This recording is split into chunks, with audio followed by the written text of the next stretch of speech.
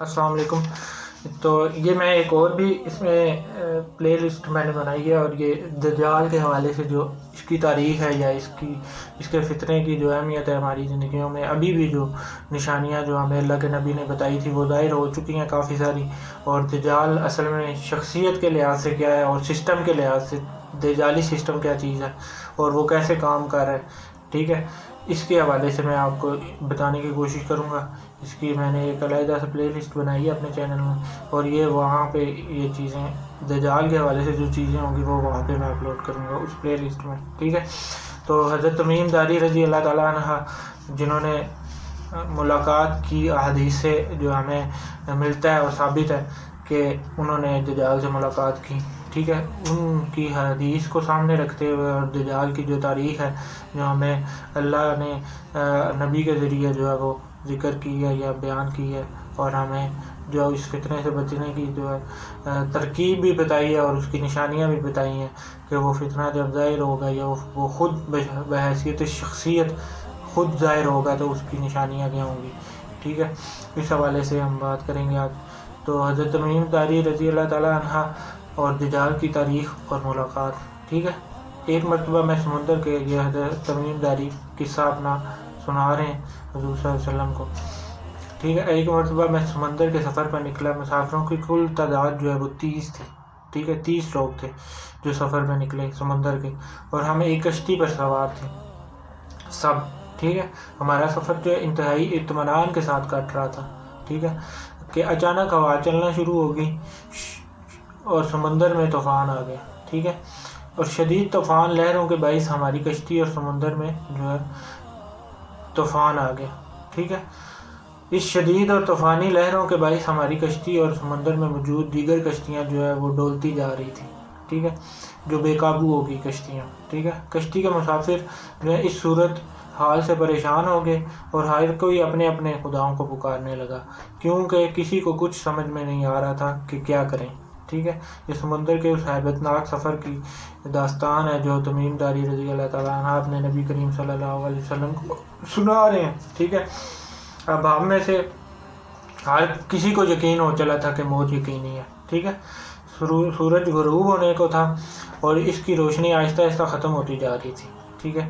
تو شام کا اندھیرا اور منزل کا کوئی پتہ نہیں ہے، ٹھیک ہے۔ یہ بھی خبر نہ تھی کہ کشتی کس سمت جا رہی ہے، ٹھیک ہے، ڈائریکشن کا بھی علم نہیں تھا کہ ہم کس طرف جا رہے ہیں، ٹھیک ہے۔ اور سمندر کی لہریں اب کب تک جو ہے کشتی کو سلامت رہنے دیں گی، ٹھیک ہے۔ ہم اس فکر میں تھے، اس خوف اور آس میں رات گزر گئی اور صبح کی ہلکی ہلکی روشنی پھیلنے لگی، ٹھیک ہے۔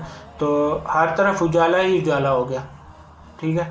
پھر اگلا دن بھی اس کیفیت میں گزرا، اس طرح رات کے بعد دن اور دن کے بعد رات آتی گئی، ٹھیک ہے، اور ہماری کشتی کو جو ہے سمندر میں پھنسے ہوئے پورے 30 دن گزر گئے، ٹھیک ہے۔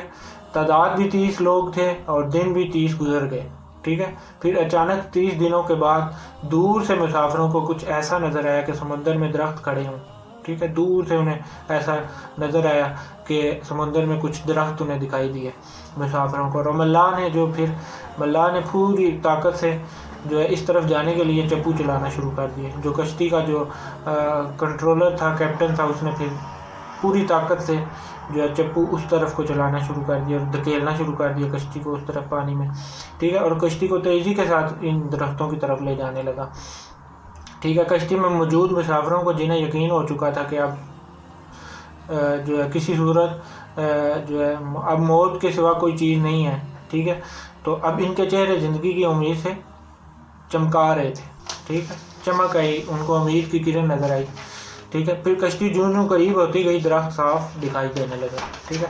تو جیسے جیسے کشتی اور ان کے درختوں کے درمیان فاصلہ کم ہوتا گیا تو وہ درخت صاف طور پر دکھائی دینے لگے۔ ملا پوری طاقت سے کشتی چلا رہا تھا کہ سورج غروب ہونے سے پہلے کسی طرح جو ہے ان درختوں کے پاس پہنچا جائے، ٹھیک ہے، کہیں ایسا نہ ہو اندھیرا ہونے کے باعث ہم اس آخری امید سے بھی ہاتھ دھو بیٹھیں، ٹھیک ہے۔ پھر کشتی آہستہ آہستہ ان درختوں کی طرف بڑھتی گئی اور پھر جب درخت کے قریب ہوئے تو سارے مسافروں کو یہ جان کر خوشی ہوئی کہ یہ سمندر میں واقع کوئی جزیرہ ہے، ٹھیک ہے، کوئی آئی لینڈ ہے، ٹھیک ہے۔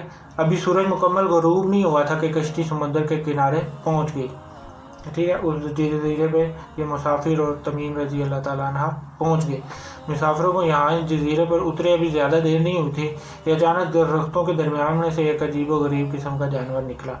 ٹھیک ہے، تو ابھی زیادہ دیر نہیں گزری تھی تو انہوں نے ایک عجیب و غریب قسم کا جانور جو ہے جھاڑیوں کے سے پیچھے سے آتا ہوا انہیں دکھائی دیا. اس جانور کے پورے جسم پر بال تھے. ٹھیک ہے، تو اور اس قدر لمبے اور گھنے تھے کہ یہ معلوم ہی نہیں ہوتا تھا کہ جانور کا اگلا حصہ کون سا اور پچھلا حصہ کون سا. ٹھیک ہے، سارے مسافر اس عجیب و غریب قسم کے جانور کو دیکھ کر پریشان ہو گئے. ٹھیک ہے، اب اس پراسرار جزیرے پر اس جانور کو دیکھ کر سب اس جانور کو دیکھ کر جو ہے پریشان ہو گئے کہ یہ کیا بلا ہے اب. ٹھیک ہے، ایک مسافر نے دوسرے مسافر سے پوچھا کہ یہ کیا چیز ہے. ٹھیک ہے، تو جانور نے اس مسافر کی بات یہ سن لی. ٹھیک ہے، اور اس مسافر کے جواب دینے سے پہلے یہ جانور خود بول پڑا کہ میں جاسوس ہوں. جانور کا اس طرح بولنے کی وجہ سے انسانوں کی طرح سب پریشان ہو گئے یہ دیکھ کے، کیونکہ آج تک کسی نے بھی اس طرح جانور کو انسانوں کی طرح بات کرتے نہیں دیکھا تھا. ٹھیک ہے، چنانچہ سب یہ سمجھنے لگے کہ ہو نہ ہو یہ کوئی جن ہے جو ہمارے سامنے ایسے ظاہر ہو گیا. ٹھیک ہے، تمہاری جاسوسی کا مقصد کیا ہے؟ تو مسافروں نے سوال کیا ان سے، اور تم کس کے لیے جاسوسی کرتے ہو؟ ایک مسافر نے ہمت کر کے اس سے یہ پوچھا اس جانور سے. جس کے لیے جاسوسی کرتا ہوں، جانور جواب دے رہے، اسے تم سے ملنے کا بے حد شوق ہے. ٹھیک ہے، وہ تم سے باتیں بھی کرنا چاہتا ہے، لہذا تم میرے پیچھے چلو یا میرے ساتھ چلو. ٹھیک ہے، یہ سن کر تمام مسافر پریشان حال اس کے پیچھے ہو لیے. ٹھیک ہے، وہ عجیب و غریب درختوں کے درمیان بنے ہوئے راستوں سے ہوتا ہوا ایک پرانے محل کے سامنے جا کر کھڑا ہوا. ٹھیک ہے، محل کو چاروں طرف سے بلند و بالا درختوں نے جو ہے گھیر رکھا تھا. ٹھیک ہے، یہ اس جگہ کا ماحول یا وہ محل وقوع بتانے کی کوشش کر رہے ہیں حضرت تمیم رضی اللہ تعالیٰ عنہ کے محل کے جو چاروں طرف سے لمبے لمبے درختوں نے گھیر رکھا تھا. ٹھیک ہے، مسافروں نے وہاں پہنچ کر پریشان نظروں سے اس کی طرف دیکھا. ٹھیک ہے، تو اور پھر سوالیہ نظروں سے جانور کی طرف دیکھنے لگے. محل کو دیکھ کے جانور پھر آگے چلا اور سب مسافروں کو ایک دروازے سے جو ہے محل کے اندر لے گیا. ٹھیک ہے، محل کے اندر داخل ہوتی صاحب نے دیکھا کہ ایک بہت بڑا شخص جو زنجیروں کے اندر جکڑا ہوا ہے. ٹھیک ہے، اور رہائی کے لیے کوشش کر رہا تھا. ہم نے اس سے پہلے اتنے بڑے قد آور انسان کو کبھی نہیں دیکھا. ٹھیک ہے، ایک مسافر نے ہمت کر کے پوچھا تم کون ہو؟ تو میں کیا ہوں اور کون ہوں؟ یہ اس شخص نے جواب دیا، یہ تم جان ہی لوگے، پہلے یہ بتاؤ کہ تم کون ہو. ٹھیک ہے، تو پھر انسان نے قد آور جو انسان زنجیروں میں جکڑا ہوا تھا اس نے سوال کر دیا کہ بتاؤ کہ تم کون ہو.